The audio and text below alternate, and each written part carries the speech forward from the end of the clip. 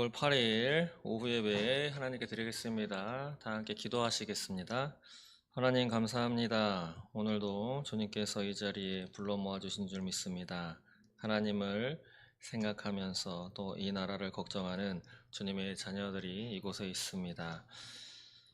답답한 마음이기도 하지만 그러나 이미 승리하신 하나님을 바라보며 하나님을 따르는 우리에게 좌절하지 않고 오늘도 하나님을 예배하며 감사하며 살아가는 우리가 될 수 있도록 인도하여 주시옵소서. 감사합니다. 예수님의 이름으로 기도드립니다. 아멘. 제가 양성하고 몇 가지 자료를 조금 준비해 보았습니다. 한번 잘 들어보시겠습니까? 그리고 이 이야기하고 있는 여자 친구가 몇 살인지 한번 생각해 보세요. 부자가 세금을 많이 내서 나 같은 가난한 사람을 도와줬으면 좋겠다는 생각을 하고 이 세상이 불합리하다고 생각되며 프랑스에서는 단두대에 처형도 많이 당하던데 우리나라 사람들은 너무 착한 것 같습니다. 하여튼 놀러나 다니는 부자가 되고 싶으면서도 지금 되지 못하는 마음에 질투, 분노감, 좌절감만 있습니다. 그리고 수행은 힘들고 하기 싫어서 안 하고 있습니다. 수행을 하라고 말씀하시겠지만 도저히 마음이 나지도 않습니다.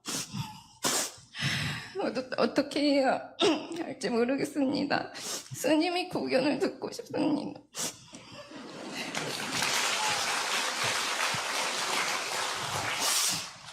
지금 몇 살이에요? 부끄럽지만 30입니다. 네. 네. 잘 들으셨어요? 무슨 내용인지 잘 모르시겠어요? 예, 다시 한번 듣겠습니다. 잘 모르겠어요? 제가 설명드리면 첫 마디가 이겁니다. 이게 이제 앞에 스님을 강사로 모셔놓고 이제 여러 사람들이 이렇게 하는데 이제 한 30세예요. 전 처음에 중학생인 줄 알았습니다. 여자아이가 얘기를 하는 거예요. 근데 말이 그겁니다. 부자가 세금을 많이 내서 가난한 사람들을 도와줬으면 좋겠다. 예. 뭐 그렇게 지탄받을 만한 일은 아니죠. 근데 쭉 이야기를 하다 보면 자기는 아무것도 하기 싫다. 예, 마음이 나지 않는다. 그리고 주변에서 이 친구는 기독교가 아니고 불교기 때문에 정신 수양을 좀 해봐라. 근데 수행할 마음도 나지 않나서 그거를 하지 않고 있고, 그 다음에 자기는 놀고 먹고만 있고 싶은데 부자들처럼. 예. 근데 여건이 되지 않아서 그렇게 하지 못해서 소위 억울하고 답답하고 살기 싫다. 뭐 이런 내용입니다. 예. 어떤 생각이 드시나요? 저는 이거를 처음 보고 좀 무섭다는 생각을 했습니다. 복지라고 하는 것이 원래는 자유민주주의 국가는 자기가 자기 능력대로 열심히 일해서 벌은 만큼 그걸 가지고 아껴 쓰던 어떻게 살아가는 것입니다. 그러나 그것에 부익부 빈익빈 현상이 좀 일어나기 때문에 잘 사는 사람들에게서 세금을 좀 걷어서 이렇게 못 사는 사람들에게 복지라고 하는 이름으로 그것을 해주는 것입니다. 그런데 이 자본주의와 공산주의 차이는 뭐냐면 공산주의는 사회주의는 잘 사는 사람들과 못 사는 사람들을 완전히 계급으로 쫙 나눕니다. 예. 그래서 잘 사는 사람들의 것을 다 강제적으로 뺏어다가 못 사는 사람들 것까지 쫙 주고, 그래서 공산주의가 자리 잡은 나라들은 아마 저부터 죽을 거예요. 안경 쓴 사람, 돈 많은 사람, 재벌, 사업가 싹 다 잡아다가 죽이고 그들의 재산을 무성으로 몰수해서 국민들에게 이제 배급제를 실시하는, 그것을 조금 생각해 보시고 친구가 이야기를 하는 걸 좀 들으면 저는 약간 섬뜩했습니다. 저게 등장하는 단어 중에 또 하나가 단두대였죠. 프랑스에서는 단두대에다가 사람도 많이 죽이던데. 예. 그럼 저 친구의 생각에는 잘 사는 재벌들은 놀고 먹고 지금까지 잘 살았기 때문에 단두대에다가 딱 죽이고 그들의 재산을 가지고 우리 못 사는 많은 국민들을 먹고 살게 해주는 것이 좋지 않겠느냐라는 그런 생각이 들어있는 것으로 추측할 수 있다라고 하는 생각을 저는 들었습니다. 여러분들은 어떤 생각이 드실지. 물론 소수이면 좋겠지만 저런 생각을 갖고 있는 사람들이 많이 늘어나고 있고, 그 다음에 기본소득이라고 하는 것이 듣기로는 좋지만 그게 무엇이냐면 모든 국민들에게 나라에서 한 달에 200, 300, 400 이렇게 꽂아주겠다라고 하는 것입니다. 이유는 실업률이 증가하고 AI가 등장하고 로봇가 막 다 등장하기 때문에 일자리가 없어지죠. 그렇기 때문에 나라에서 이제 국민들의 삶을 보장해 주어야 되겠다. 맨날 아르바이트만 하기 때문에 그래서 기본적인 살아갈 수 있는 소득을 나라가 보장해 주자라고 하는 이 이름인데 다른 측면으로 보면 예, 배급제하고 다를 게 없습니다. 만약에 나라에서 공평하게 주는데 나라의 지도자가 정말 하나님처럼 선하고 인자한 사람이면 그래도 괜찮은데 만약에 김일성과 같은 독재자 같은 사람이 등장했다라고 하면 자신에 대해서 반대를 하고 있는 사람들에게는 다른 이유를 들어서 기본소득을 반토막을 내든가. 예, 실제로 제가 군대 생활할 때 저는 1년에 12일을 휴가를 나올 수 있었어요. 근데 그 당시에 이제 중대장이라고 저는 포대를 나왔기 때문에 포대장님인데 수요일마다 여러분들 이렇게 앉혀놓듯이 예, 내무실에다가 쫙 앉혀놓은 다음에 이제 정신수양을 합니다. 그래서 물어봐요. 자, 홍길동 이번 주 복무신조가 뭐야? 그거는 이제 위에서 내려오는 거거든요. 지휘상. 이제 대답을 만약에 바로 안 나왔다. 그러면 야, 너 위에 상병 누구야? 걔 휴가 5일 까. 바로 예, 까집니다. 그 못 나가는 거예요. 12일이면 외출을 하면 하루씩 그래서 12번을 외출을 나갔다 올 수 있고 이틀씩 하면 6번을 외박을 나갔다 올 수 있는 건데 그거 아래 그 쫄따구가 대답 한번 못 해가지고 예, 그 지휘관이 야, 쟤 휴가 가. 그랬 어떤 친구는 자다가 반토막이 날아간 친구도 있습니다. 그것을 그대로 나라에다가 적용을 하자면 그렇게 될 수도 있다라고 하는 것이죠. 부자가 세금을 많이 내 이것은 제가 한 번쯤은 보여드리고 싶어서 보신 분도 있겠지만 예, 이번에 파주시 개표소 관외 투표에서 참관인이 찍은 영상입니다.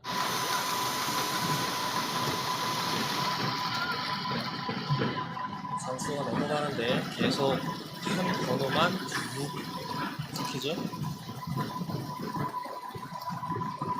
근데 이게 거의 이 사람이 적어놓은 숫자는 1938표와 2표. 예. 1938대 2로 나누어져가지고 개표가 되는 결과예요.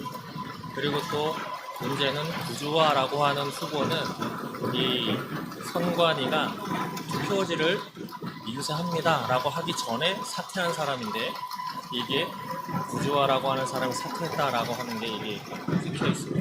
그러면은 선관위에서 투표 용지를 오늘부터 인쇄합니다.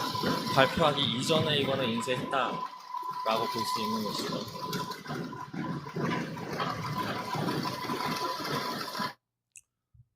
무수하게 많이 돌아다닙니다. 그리고 이것은 글씨가 좀 보이시나요? 제가 보기에도 중국 사람이 어디다가 올려놓은 것 같습니다. 댓글을 쓴 것 같은데 유튜브에다가 이런 글을 썼어요.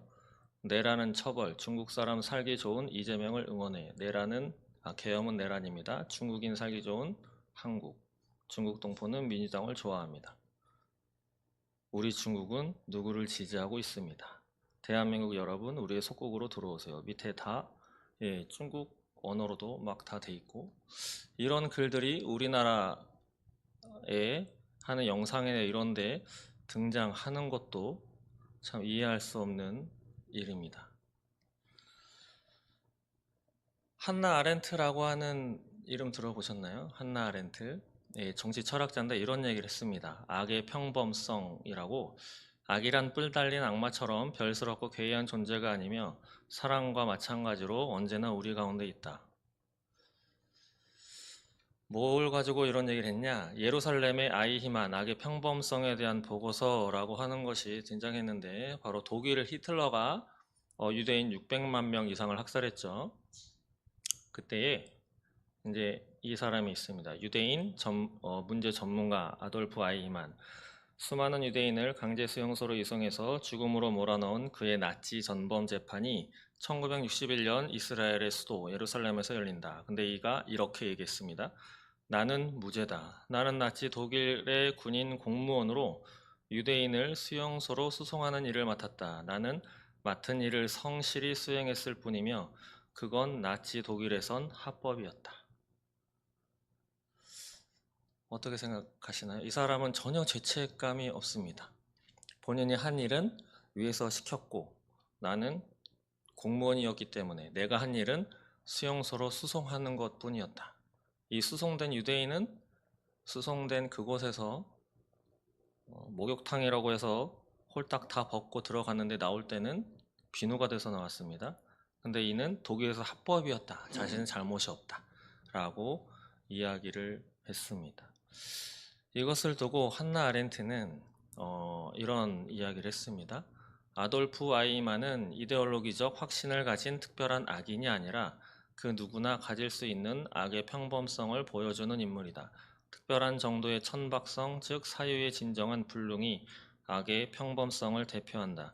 나치는 유대인 절멸, 강제 수용, 학살을 최종 해결책 속의 특별 취급으로 부르는 새로운 언어 규칙을 만들므로 개인의 말하는 데의 무능력함, 나아가 생각하는 데의 무능력함을 유발했다. 악은 우리 주변에 있다는 이야기죠. 이 이야기를 저는 꽤 오래전에 들었는데 이것은 2차 세계대전 때의 일이고 지금 20세기, 21세기를 맞이한 우리들은 이렇게는 하지 말아야지 교훈적인 내용으로만 기억을 하고 있었습니다. 근데 나는 무죄다. 나는 공무원이고 나는 수송 일을 맡았다. 나는 성실히 수행했고 그건 합법이었다. 제가 보여드리고 유튜브나 이런 곳에 떠도는 이야기들이 다 거짓말이면 참 좋겠지만 그것이 만약 거짓말이 아니고 사실이라면 거기에서 그 투표, 개표의 임무를 맡아서 수행했던 그 사람들은 공무원들입니다. 예. 나중에 이것이 아니라고 밝혀졌을 때 아마 이들은 이렇게 이야기할 수도 있습니다. 나는 선거관리위원회 공무원이었다. 나는 위에서 시키는 대로 그냥 개표소에다가 넣었다. 누가 이 뭉치 덩어리를 나한테 주어서 어디로 옮겨가면 된다 라고 해서 나는 옮겨갔을 뿐이다. 선거관리위원회 관련된 법률상 내가 했던 일은 합법이었다.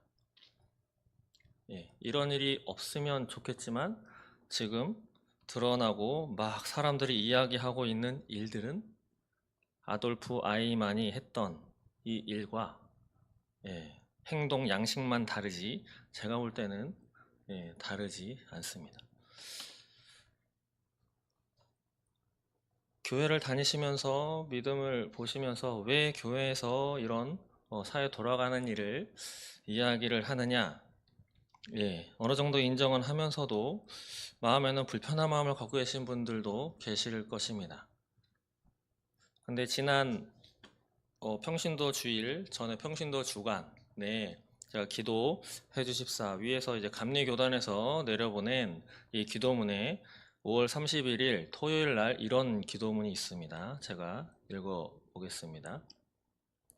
하나님의 평화를 이루는 역사, 평화의 하나님, 창조 세계 속에 샬롬을 심으시고 예수 그리스도를 통해 화해와 회복의 길을 여신 주님을 찬양합니다.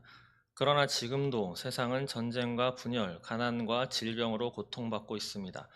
저희를 평화의 전령사로 부르시어 맑은 영성과 분별력을 가지고 선과 악을 구별하게 하시고 정의와 생명을 보존하는 주님의 백성 되게 하소서. 우상이 아닌 주님만을 섬기게 하시고 세상의 가치에 굴복하지 않게 하소서. 교회가 말씀을 통해 평화를 선포하게 하시고 하나님의 샬롬이 개인과 공동체, 열방에까지 널리 퍼지게 하소서. 역사 속에서 하나님 나라의 증언자로 살아가며 어둠을 이기는 빛으로 이 땅을 회복하는 자 되게 하소서. 평화의 왕 되신 하나님 앞에 겸손히 엎드리며 우리 주 예수 그리스도의 이름으로 기도드립니다. 아멘. 아멘이신가요?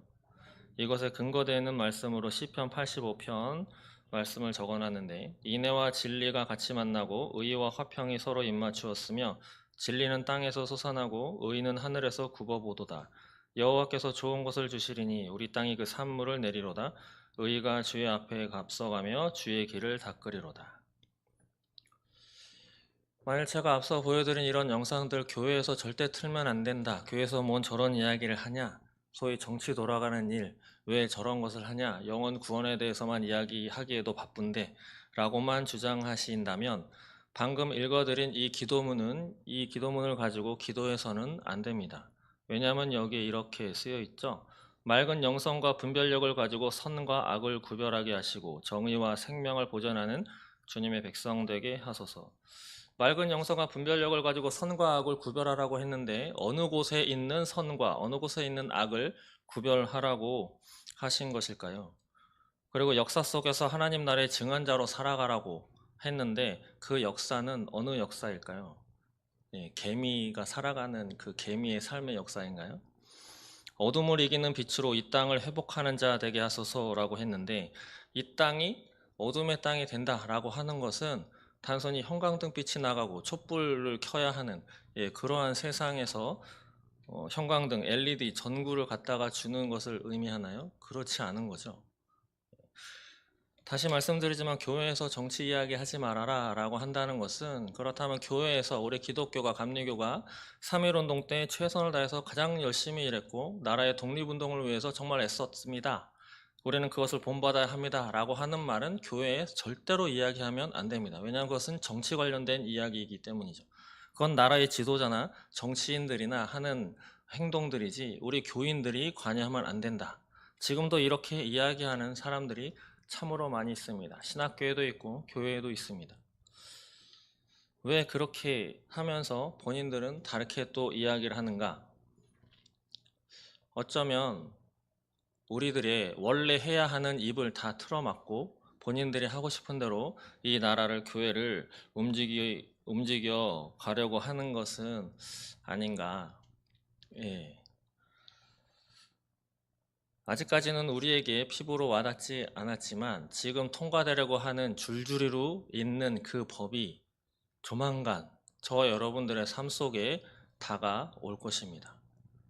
야, 쟤가 어떻게 저럴 수 있어? 이 한마디 했다가 벌금 200만 원 내야 되고 내 딸, 당신의 딸과 놀게 하지 않겠소 라고 하는 것에 벌금을 또 500만 원 내야 되고 왜 그럽니까? 당신 혐오 발언했어 라고 내 딸을 무시하고 차별했잖아. 그것이 포괄적 차별금지법입니다. 아까 박민희 사모가 잠깐 이야기를 했는데 이 사례만 말씀드리고 읽도록 하겠습니다. 어느 한 아이가 있었습니다.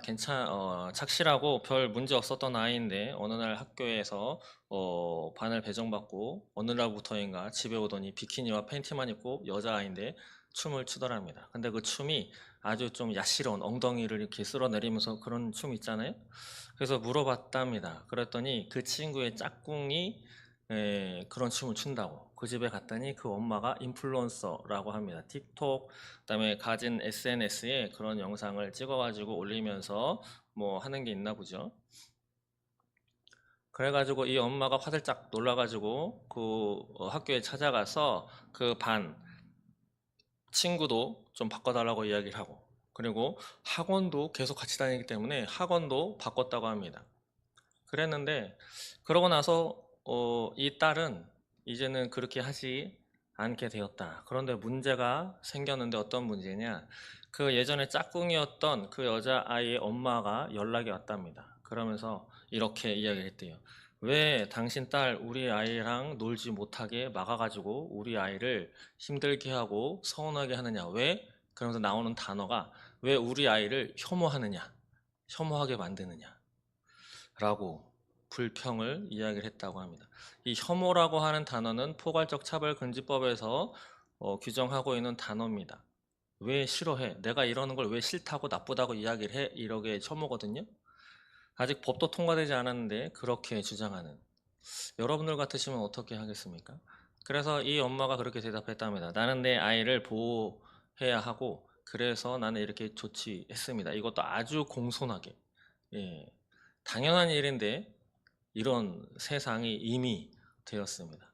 그런데 법이 만약에 통과된다고 한다면 제가 단체톡에다가 올려드렸죠. 온라인상에서 그런 것을 글로 썼을 때 누가 캡처해서 신고하면 심의에 걸리면 그런 벌칙을 받게 됩니다. 아직은 통과되지 않았지만 통과되면 2년 이하의 징역 또는 200만 원 이하 벌금인가 500만 원 이하 벌금인가 그렇습니다. 그게 통과되면 우리 교회는 문을 닫아야 될 수도 있습니다. 그 벌금을 낼 만한 재정 사항도 아니고 지금 모든 예배를 라이브로 하고 다 또 올려놓고 있기 때문에 그걸 캡처로 떠서 신고하면 다 걸려 들어가게 되는 거죠. 그 영상을 한 명이 봤으면 1인한테만 손해배상을 물어주게 되겠지만 100명이 보면 100명한테 물어줘야 되고 1000명, 10,000명이 보면 그만큼 물어줘야 되는 사태가 벌어지게 되는 것입니다. 정말 생각을 잘 하셔야 됩니다. 교회가 무너지면 우리 아이들을 지킬 수 있는 마지막 보루는 사라지게 되는 것이죠.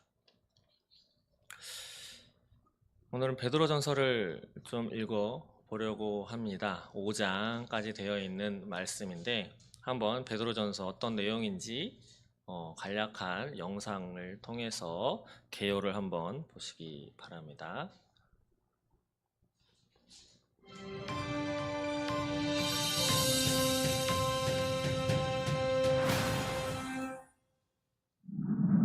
안녕하세요. 이번에는 베드로전서에 대해 살펴보겠습니다. 베드로전서의 저자인 베드로 사도는 자신이 바벨론에서 이 서신을 쓰고 있다고 말합니다.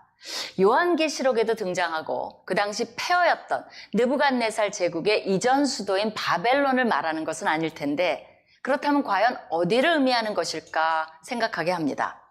신약의 다른 곳에서 골로새서와 빌레몬서에서 마가가 로마에 있었다는 힌트를 얻을 수 있는데 베드로가 마가와 함께 있었다고 말하므로 당시 기독교인들에게 바벨론은 로마를 가리키는 암호 같은 이름이었다고 유추하는 것이 가장 타당합니다. 또한 종말론적으로도 바벨론은 믿는 자들을 탄압하는 상징적 의미를 지녔을 것입니다. 서신의 수신자들은 현대로 말하자면 터키에 속한 타우루스산 북쪽 5지역에 흩어져 있는 교회들입니다. 흩어진이라는 헬라어 단어에서 디아스포라라는 말이 나왔으며 당시에는 예루살렘 밖에 사는 유대인들을 디아스포라라고 불렀습니다. 그러나 이 단어는 베드로 서신에서 천국을 떠나 사는 모든 믿는 자들을 은유적으로 일컫는 말로 사용되기도 합니다. 서신의 내용에 따르면 이들은 박해를 받고 있었으며 네로 황제 때로 보는 것이 가장 타당합니다. 단지 바울의 순교를 언급하지 않은 것으로 보아 네로 박해 바로 전인 주후 64년, 65년 전에 쓰였다고 볼 수 있습니다. 당시 이들은 하나님의 존재를 알지 못하고 무시당하는 문화 속에서 살고 있었습니다.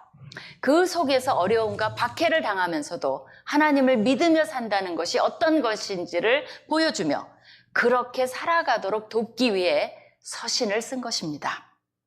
베드로 사도의 따뜻한 격려와 실질적인 가르침은 세속적인 문화적 갈등 속에서 살고 있는 현대의 모든 믿는 자들에게도 깊은 통찰력을 줍니다.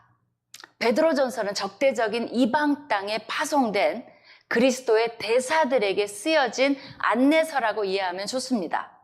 베드로 사도는 올바른 모습으로 그리스도인의 삶을 살기 위해서 앞으로 다가올 영원한 영광에 대한 관점으로 현재 당하는 고난을 생각해 보라고 권면합니다. 영원에 비한다면 이 세상의 고난은 잠깐이라는 것입니다. 그러기에 고난과 핍박을 받을지라도 주도적인 믿음 생활을 하는 것이 중요합니다. 베드로 사도는 단순히 관점을 변화시켜 기독교인의 삶에 대한 오해와 편견을 극복하라고 권면하지 않습니다. 그보다 우리의 신앙이 예수님께서 우리를 위해 고난 당하셨기에 우리도 그의 고난을 생각하며 이겨나가야 한다는 핵심적인 진리에 근거해야 한다고 제시합니다. 하나님을 위해 살면서 당하게 되는 고통은 예수 그리스도의 고난에 참여하는 것이며 다가오는 영원한 영광에 비하면 그 기간은 잠깐이라고 가르칩니다. 사도 베드로는 구약 속 하나님의 백성들과 현재 교인들과의 유사성을 부각시킵니다. 이스라엘과 같이 교회도 하나님의 새로운 백성으로 거룩이 요구된다고 주장합니다. 교회가 핍박과 고난을 받는 것은 악한 세상에서 거룩하게 살고자 하기 때문이라는 것입니다. 다르게 표현하자면 고난은 신앙생활을 해나가는 여정의 일부라는 것입니다. 베드로전서의 수신자들이 경험했던 삶은 구약과 신약을 성경으로 여기며 살아가는 현재 기독교인들의 상황과 유사하다고 할 수 있습니다. 하나님의 백성은 의를 위해 고난을 받아야 한다는 전제가 있기 때문입니다. 그뿐 아니라 이집트에 살았던 요셉이나 바벨론에 살았던 다니엘처럼 성경은 하나님의 백성이 이 세상에서는 나그네라는 사실을 다시금 분명히 합니다. 그런 의미에서 서신의 수신자들을 거류민과 나그네 같은 사람이라고 칭하는 부분이 더욱더 우리에게 와 닿습니다.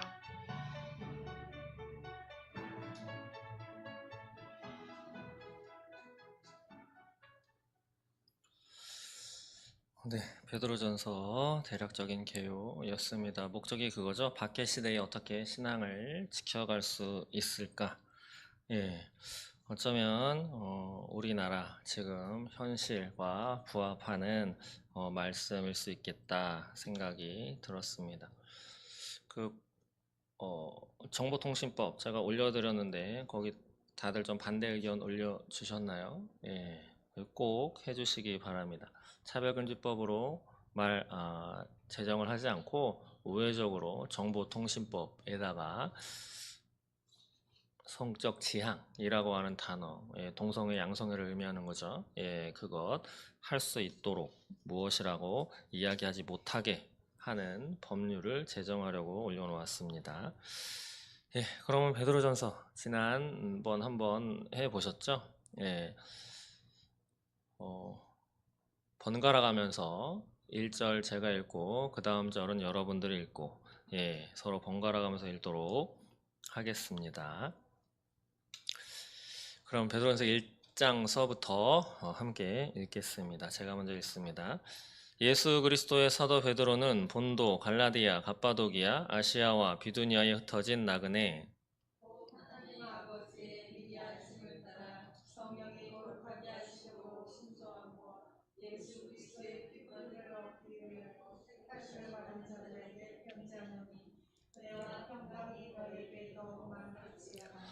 우리 주 예수 그리스도의 아버지 하나님을 찬송하리로다. 그의 많으신 긍휼대로 예수 그리스도를 죽은 자 가운데서 부활하게 하심으로 말미암아 우리를 거듭나게 하사 산 소망이 있게 하시며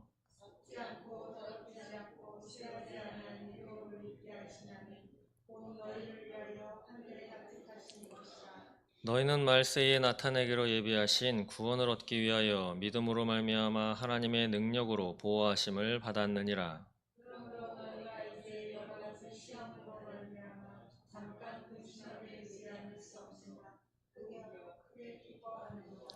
너희 믿음의 확실함은 불로 연단하여도 없어질 금보다 더 귀하여 예수 그리스도께서 나타나실 때에 칭찬과 영광과 존귀를 얻게 할 것이니라.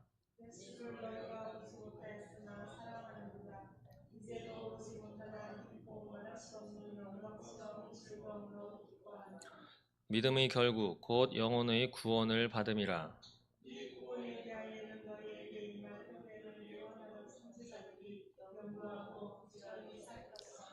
자기 속에 계신 그리스도의 영이 그 받으실 고난과 후에 받으실 영광을 미리 증언하여 누구를 또는 어떠한 때를 지시하는지 상고하니라.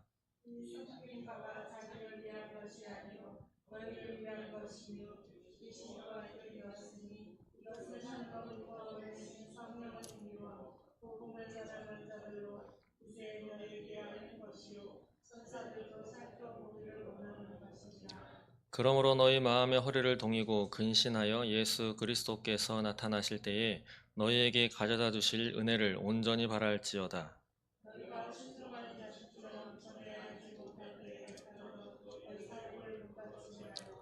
오직 너희를 부르신 거룩한 이처럼 너희도 모든 행실에 거룩한 자가 되라.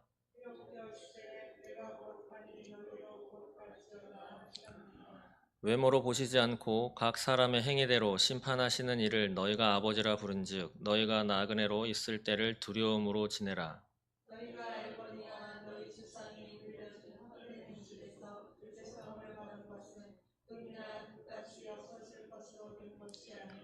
오직 흠없고 점없는 어린 양 같은 그리스도의 보배로운 피로 된 것이니라.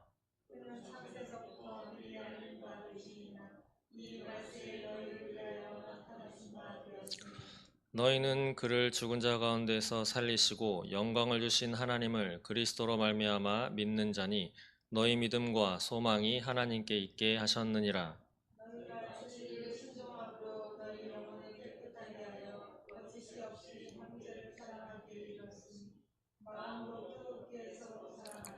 너희가 거듭난 것은 썩어질 씨로 된 것이 아니요 썩지 아니할 씨로 된 것이니 살아있고 항상 있는 하나님의 말씀으로 되었느니라.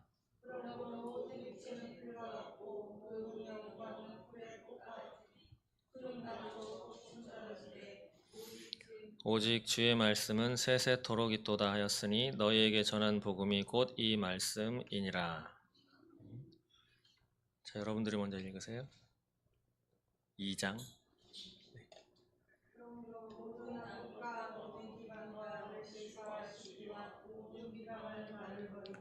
갓난아기들 같이 순전하고 신령한 젖을 사모하라. 이는 그로 말미암아 너희로 구원에 이르도록 자라게 하려 함이라. 사람에게는 버림바가 되었으나 하나님에게는 택하심을 입은 보배로운 산 돌이신 예수께 나아가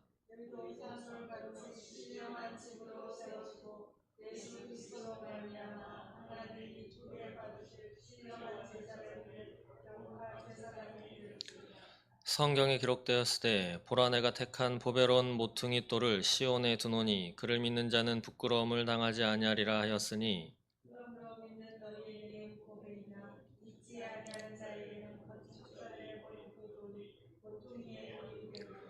또한 부딪히는 돌과 걸려 넘어지게 하는 바위가 되었다 하였느니라. 그들이 말씀을 순종하지 아니하므로 넘어지나니 이는 그들을 이렇게 정하신 것이라.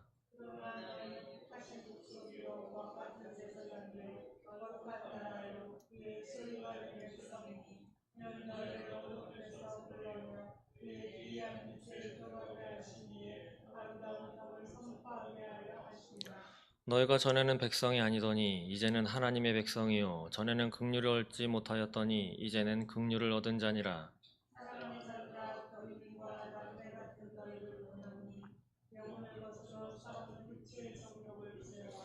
너희가 이방인 중에서 행실을 선하게 가져 너희를 악행한다고 비방하는 자들로 하여금 너희 선한 일을 보고 오시는 날에 하나님께 영광을 돌리게 하려 함이라.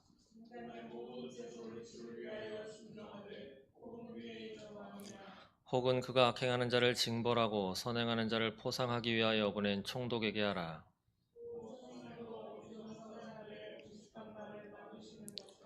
너희는 자유가 있으나 그 자유로 악을 가리는 데 쓰지 말고 오직 하나님의 종과 같이 하라.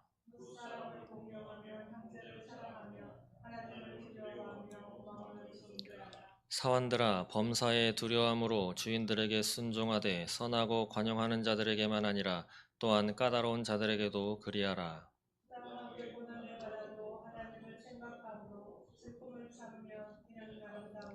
죄가 있어 매를 맞고 참으면 무슨 칭찬이 있으리요. 그러나 선을 행함으로 고난을 받고 참으면 이는 하나님 앞에 아름다우니라.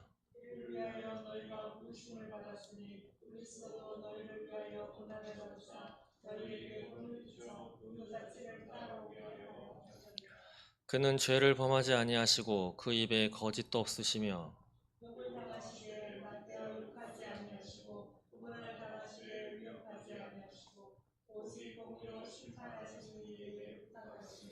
친히 나무에 달려 그 몸으로 우리 죄를 담당하셨으니 이는 우리로 죄에 대하여 죽고 의에 대하여 살게 하려 하심이라. 그가 채찍에 맞음으로 너희는 나음을 얻었나니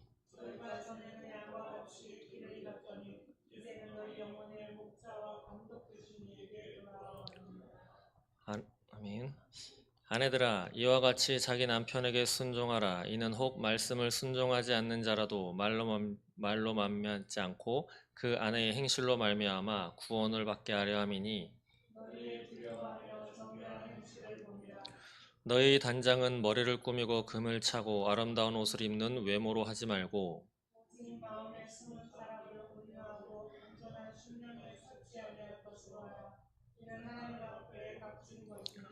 전에 하나님께 소망을 두었던 거룩한 부녀들도 이와 같이 자기 남편에게 순종함으로 자기를 단장하였나니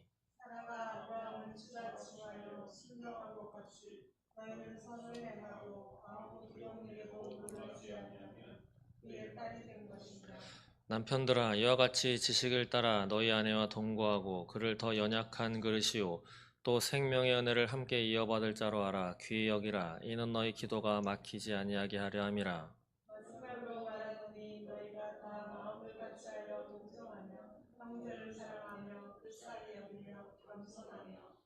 악을 악으로 욕을 욕으로 갚지 말고 도리어 복을 빌라. 이를 위하여 너희가 부르심을 받았으니 이는 복을 이어받게 하려 하심이라.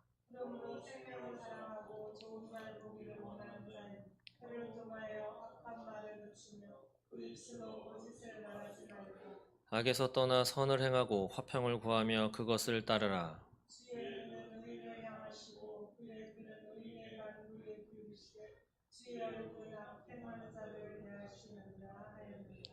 또 너희가 열심으로 선을 행하면 누가 너희를 해하리요.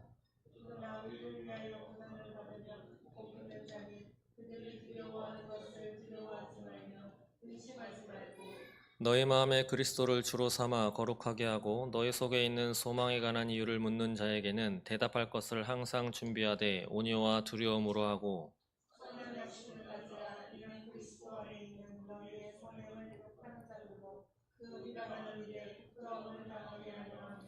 선을 행함으로 고난받는 것이 하나님의 뜻일진데 악을 행함으로 고난받는 것보다 나으니라.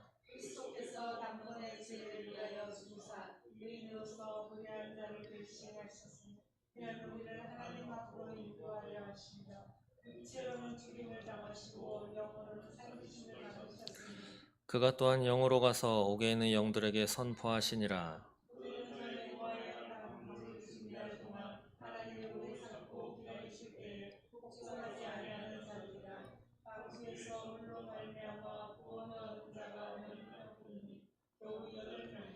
물은 예수 그리스도께서 부활하심으로 말미암아 이제 너희를 구원하는 편이 곧 세례라.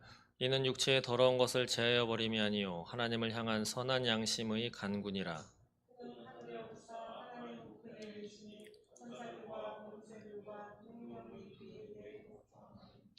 아멘. 그리스도께서 이미 육체의 고난을 받으셨으니 너희도 같은 마음으로 갑옷을 삼으라. 이는 육체의 고난을 받은 자는 죄를 그쳤음이니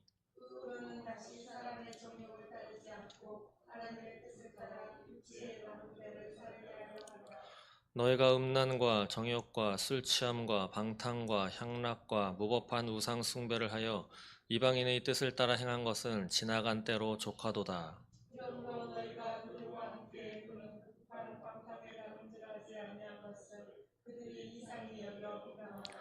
그들이 산자와 죽은 자를 심판하기로 예비하신 이에게 사실대로 고하리라.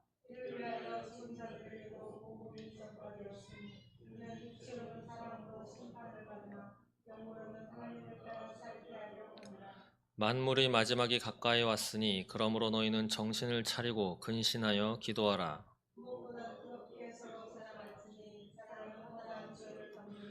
서로 대접하기를 원망 없이 하고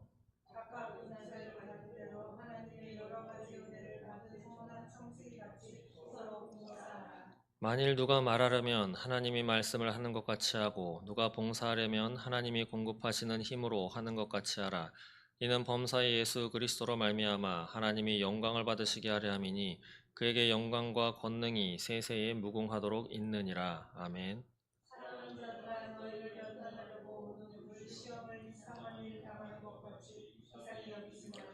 오히려 너희가 그리스도의 고난에 참여하는 것으로 즐거워하라. 이는 그의 영광을 나타내실 때에 너희로 즐거워하고 기뻐하게 하려 함이라.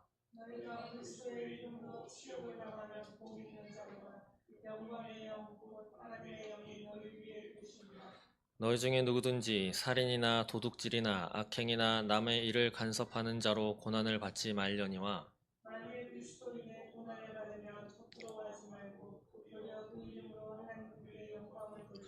하나님의 집에서 심판을 시작할 때가 되었나니 만일 우리에게 먼저 하면 하나님의 복음을 순종하지 아니하는 자들이 그 마지막은 어떠하며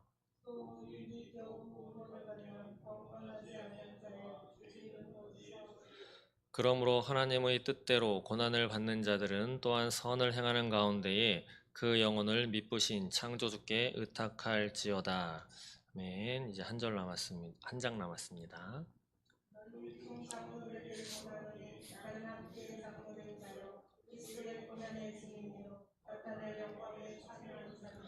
너희 중에 있는 하나님의 양 무리를 치되 억지로 하지 말고 하나님의 뜻을 따라 자원함으로 하며 더러운 이득을 위하여 하지 말고 기꺼이 하며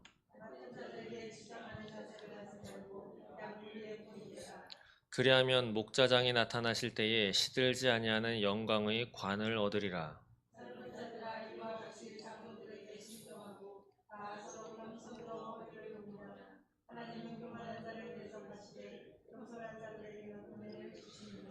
그러므로 하나님의 능하신 손 아래에서 겸손하라. 때가 되면 너희를 높이시리라.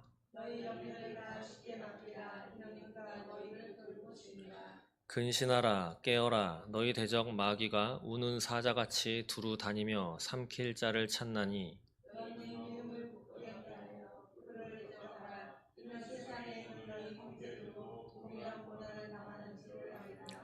모든 은혜의 하나님 곧 그리스도 안에서 너희를 부르사 자기의 영원한 영광에 들어가게 하시니가 잠깐 고난을 당한 너희를 친히 온전하게 하시며 굳건하게 하시며 강하게 하시며 털을 견고하게 하시리라.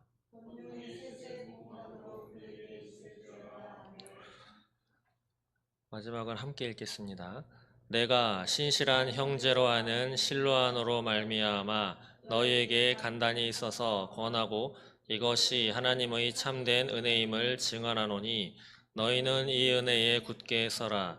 택하심을 함께 받은 바벨론에 있는 교회가 너희에게 문안하고 내 아들 마가도 그리하느니라. 너희는 사랑의 입맞춤으로 서로 문안하라. 그리스도 안에 있는 모든 이에게 평강이 있을지어다. 아멘. 네, 감사합니다. 베드로전서 다 읽었습니다. 읽는 중에 마음에 와닿는 성경 말씀 구절도 있으실 것이고 어디서 많이 들어봤다. 이것이 있으실 것입니다. 2장 9절 제가 다시 한번 읽어드리면 그러나 너희는 택하신 족속이요 왕같은 제사장들이요 거룩한 나라요 그의 소유가 된 백성이니 이는 너희를 어두운 데서 불러내어 그의 기이한 빛에 들어가게 하신 이의 아름다운 덕을 선포하게 하려 하심이라. 아멘. 바로 이것이 이승만 전 대통령이 한성 감옥에서 성경을 읽다가 하나님을 만나서 하나님 앞에 고백하고 받은 말씀과 같은 말씀이라 생각이 됩니다.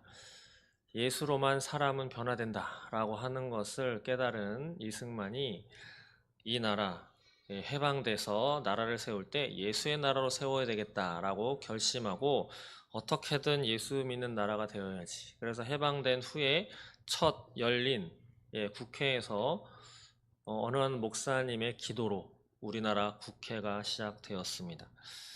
눈에 보이는 나라의 현실과 또 제정되어 가고 있는 이러한 법들, 혹시 법치주의의 뜻을 제대로 알고 계신가요? 법치주의? 쉽게 얘기하시죠. 법대로 하자. 법에 규정되어 있는 대로 임의로 하지 말고. 맞는 말이지만 반만 아시는 것입니다. 원래 법치주의는 왜 생겨났느냐?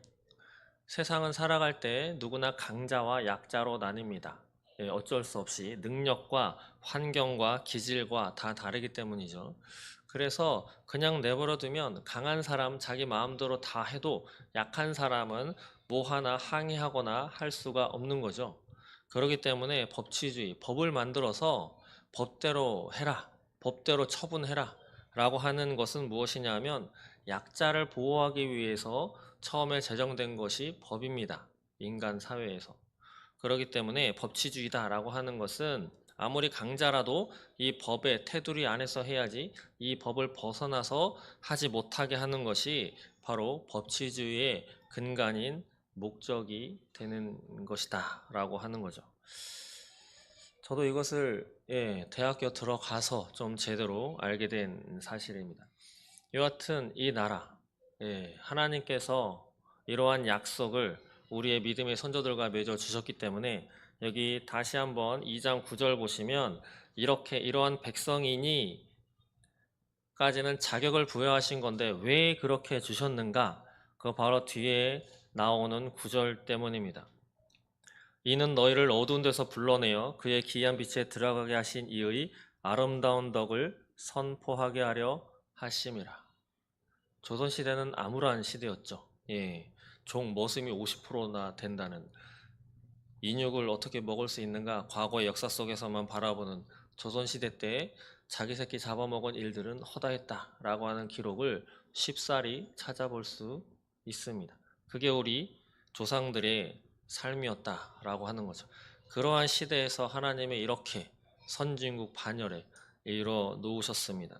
하나님은 포기하지 않으실 것입니다. 나라의 상황이 아무리 깝깝할지라도 하나님은 이 대한민국을 이렇게 우리만 정신 똑바로 차리고 있는다고 한다면 반드시 하나님은 이 나라를 다시 올바른 법치주의, 올바른 상권 분립 잘 이루게 해서 이 나라를 예수의 복음을 전하는 그러한 대한민국으로 쓰실 것이다 라고 하는 거죠. 상권 분립도 괜히 만드는 것이 아닙니다. 상권 분립의 근간은 인간은 선하지 않다. 인간은 악하다. 선, 악설에 근거해서 미국이 그러기 때문에 권력을 3분으로 나누어서 서로 견제하고 균형하도록 만든 것이죠. 그것이 어느 한 사람, 어느 한 권력으로 집중되면 그것이 바로 공산화가 되는 것입니다. 김일성, 김정은인 것이죠. 그렇기 때문에 이 나라 하나님께서 이렇게 쓰실 나라이기 때문에 반드시 이 나라는 올바로 갈 줄 믿습니다. 우리는 그것을 바라보고 기도해야 하는 거죠. 당장 우리 눈앞에 이렇게 됐어, 이런 법이 됐어. 물론 이 앞에 서 있는 저도 이런 법, 그래도 조금 공부했다고 그거에 대해서 좀 보면 보이거든요. 어느 정도 이게 이렇게 진행되겠거니. 그래서 사실 겁도 조금 나고 한데 우리가 믿는 분은 이 대한민국의 법 위에 계신 하나님이시기 때문에 지켜 주실 것입니다. 방금 읽었었던 베드로전서의 말씀에도 너희가 받는 고난은 잠깐이다 라고 이야기를 하셨듯이 우리가 받는 고난은 잠깐입니다. 이 시대에 있었던 고난은 진짜 사람 잡아다가 팔다리 자르고 불에 집어 던지고 기름에 튀겨서 죽이는 그러한 형벌을 아무렇지도 않게 버렸던 그러한 시대인 것이죠. 베드로전서의 말씀을 잠깐 생각을 해 보시면서 오늘 마지막 찬양은 이걸로 정했습니다. 보통 부활절날 부르는 찬양인데 165장이죠. 우리는 다시 사신 예수님을 찬양하고 믿고 바라는 하나님의 사람들입니다. 사람들은 모두 다 죽습니다. 혹시 죽어서 무덤에 묻어놨는데 살아난 사람 만나보신 적 있으신가요? 아니면 살아난 사람과 같이 밥을 먹어보신 분? 없을 것입니다. 근데 예수님은 살아나셔서 많은 사람들 아침도 준비해 주시고 그런 이야기가 성경에 낱낱이 세세하게 기록되어 있고 그분이 하늘나라 하늘에 올라가서 우리의 중보자가 되셔서 우리를 지켜보시고 우리를 위해 기도하신다 라고 성경에 쓰여 있습니다. 우리는 그것을 믿는 사람들이죠. 부활하신 예수님을 바라보면서 이 땅에 부활하신 예수님의 은혜가 넘치기를 기대하며 믿음을 지켜갈 수 있도록 생각하시면서 주님께 영광 3절까지 찬양하시고 우리 나라를 위해서 그리고 우리의 자녀를 위해서 또 영혼의 구원을 위해서 함께 손을 내어 잠시 기도하도록 하겠습니다.